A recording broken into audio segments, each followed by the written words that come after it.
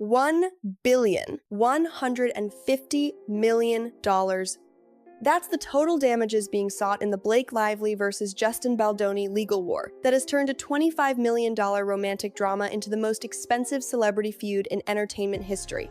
This is the story of how It Ends With Us became a billion-dollar legal nightmare that's destroying careers, exposing Hollywood's darkest PR tactics, and revealing just how far powerful people will go to control their image.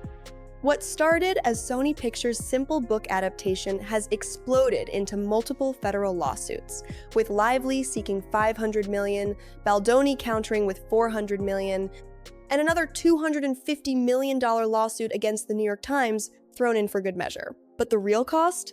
Careers are being obliterated, friendships are being exposed, and the entire entertainment industry is watching in horror as private text messages reveal the ruthless machinery of modern celebrity PR warfare.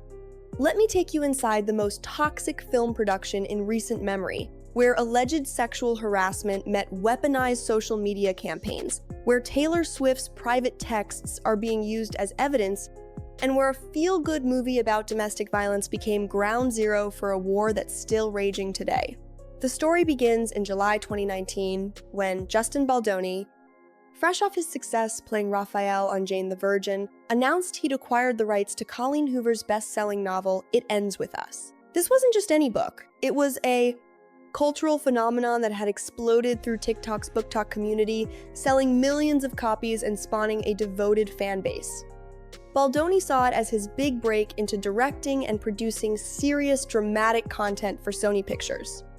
But here's where things get interesting. When it came time to cast the female lead, Lily Bloom, Baldoni made what would prove to be a career-defining decision.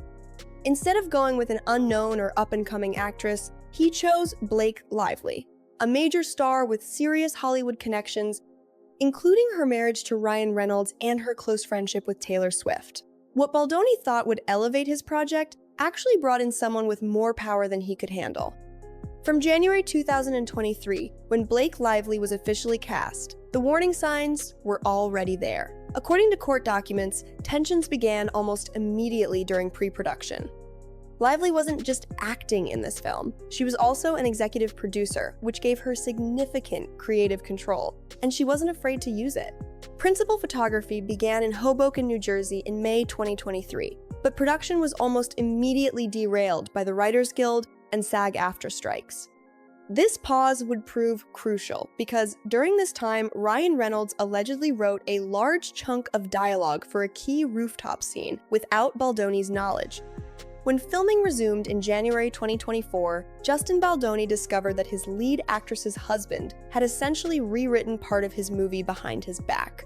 But the on-set issues went far beyond script changes. According to Blake Lively's lawsuit, Baldoni created what she describes as a hostile work environment filled with inappropriate behavior. She alleges that he kissed, nuzzled, and touched her without consent, pressured her to simulate nudity during a birth scene, and consistently crossed professional boundaries. These aren't just workplace disagreements. These are serious allegations of sexual harassment that paint a picture of a director who had lost all professional boundaries. Baldoni's response? He claims Lively was the real problem, alleging a pattern of bullying and threats to take over the movie. His lawsuit paints her as a controlling diva who used her Hollywood connections to steamroll his vision. This represents a textbook example of DARVO, deny, attack, reverse victim offender, a psychological pattern commonly identified in abuse cases where the accused becomes the accuser. The truth, as always in these situations, probably lies somewhere in the murky middle. The film wrapped production in early 2024, but instead of the typical post-production harmony, both sides were already preparing for war.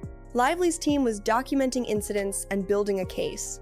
Baldoni's team was developing what court documents reveal as a sophisticated crisis management strategy.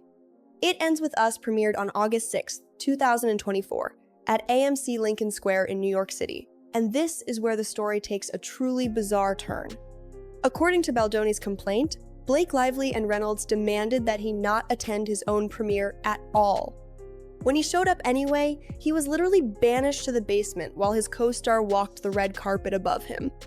Instead of introducing his own film, Justin Baldoni was relegated to watching it in a smaller theater, while Lively and author Colleen Hoover took center stage in the main venue. Think about that for a moment. This is a man who spent years developing this project, who directed and starred in the film, being hidden in a basement at his own premiere. The power dynamics here are staggering. Despite all the behind-the-scenes chaos, the Sony Pictures release was a massive commercial success, grossing $351 million worldwide against a $25 million budget, making it one of the most profitable films of 2024. But success only amplified the brewing conflict between Blake Lively and Justin Baldoni. Here's where the story becomes a masterclass in modern PR warfare. In August 2024, as rumors of on-set tension began circulating, Baldoni hired Melissa Nathan of Tag PR, a crisis PR manager whose previous clients included Johnny Depp. Nathan's company was paid to implement what court documents describe as a multi-tiered plan to protect Baldoni's reputation. The same crisis PR playbook used in the Depp-Heard trial was now being deployed against Blake Lively. The plan was sophisticated and ruthless. Baldoni's production company, Wayfarer Studios, paid social media consultant Jed Wallace of Street Relations $90,000 for a 3-month contract designed to start threads of theories on platforms like Reddit and TikTok that would be favorable to Baldoni. This is astroturfing fake grassroots social media campaigns at its most sophisticated. Nathan herself pitched a 4-month battle plan with a $175,000 price tag specifically designed to counter negative publicity about Baldoni. But here's the smoking gun that makes this case so explosive: the text messages. Court documents reveal that Baldoni's team wasn't just preparing for a defensive PR strategy. They were planning an offensive one. Messages between Baldoni's publicist Jennifer Abel and crisis manager Melissa Nathan include phrases like, "He wants to feel like she can be buried," and, "You know, we can bury anyone." Even more damning, Nathan allegedly responded with, "We can't write, we will destroy her," suggesting they wanted to destroy Blake Lively but knew they had to be careful about how they went about it. These aren't the messages of people planning a measured response to criticism. These are the messages of people planning character assassination. The text messages also reveal Justin Baldoni's strategic thinking. In one message, he wrote, "She had the nuclear bomb. If she doesn't promote the movie, she can leak that I'm a bad person, or that she felt unsafe with me, and all the stuff she has on me. Then she's the victim." This suggests Baldoni was acutely aware that Lively had damaging information about him and was trying to get ahead of potential allegations. By August 4th, 2024, the pressure was clearly getting to key players. Wayfarer CEO Jamie Heath texted someone named Andy, saying he was in the middle of navigating crisis, and "I'm so nervous, I've hired a crisis management team," costing $9 million. $9 million for crisis management, that's more than a third of the movie's entire production budget. But Baldoni's team made a crucial miscalculation. They underestimated exactly how connected Blake Lively really is in Hollywood. And nowhere is this more evident than in the Taylor Swift text messages that were unsealed in January 2026. These texts reveal Swift acting as a strategic advisor to Blake Lively, coaching her on how to use Hollywood power dynamics to her advantage. If Justin was strategic, he would be like, "No Taylor Swift in the trailer because that gives you more power over the film. That's your ally, not his," Swift wrote. This wasn't just friendly support. This was tactical advice from someone who understands how the industry works at the highest levels. The most explosive Swift text came later, referring to Baldoni as "this bitch," and saying, "I think this bitch knows something is coming because he's gotten out his tiny violin." Swift wasn't just supporting her friend, she was actively participating in the strategic planning against Justin Baldoni. Perhaps most tellingly, Lively texted Swift asking for help dealing with Baldoni at an event. "If you get here with this doofus director of my movie is still here, can you do me a huge favor? I need help with him." This reveals that the conflict was so severe that Blake Lively felt she needed backup just to be in the same room as her director. The legal avalanche began on December 20th, 2024. when Lively filed a complaint with the California Civil Rights Department, accusing Baldoni of sexual harassment and retaliation. The industry response was swift and brutal. On December 21st, the powerful talent agency WME dropped Justin Baldoni as a client. This wasn't just a business decision in Hollywood. Losing your agency is like losing your oxygen supply.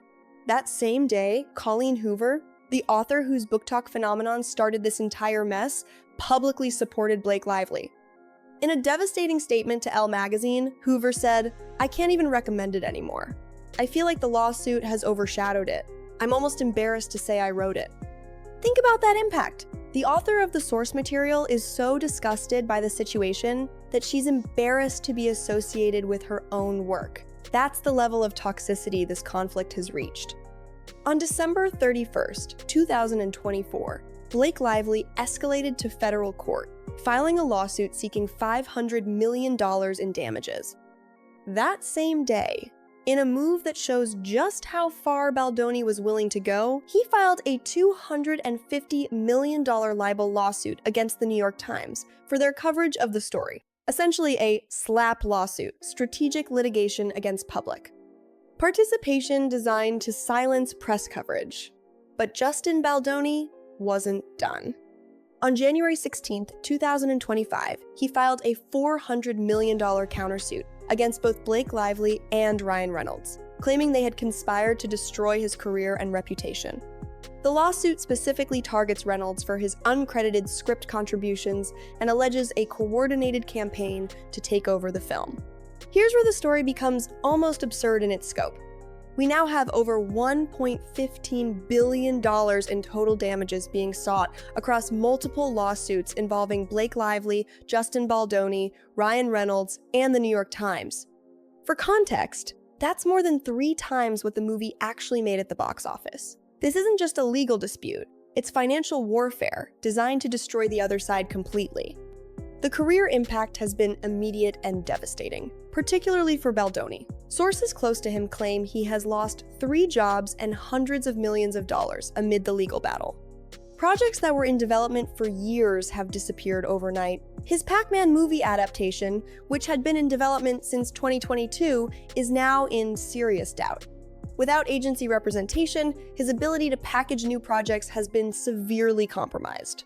The financial disparity between the two sides is stark. While Blake Lively reportedly earned $3 million for starring in the film, Justin Baldoni only made $320,000 for his dual role as director and actor.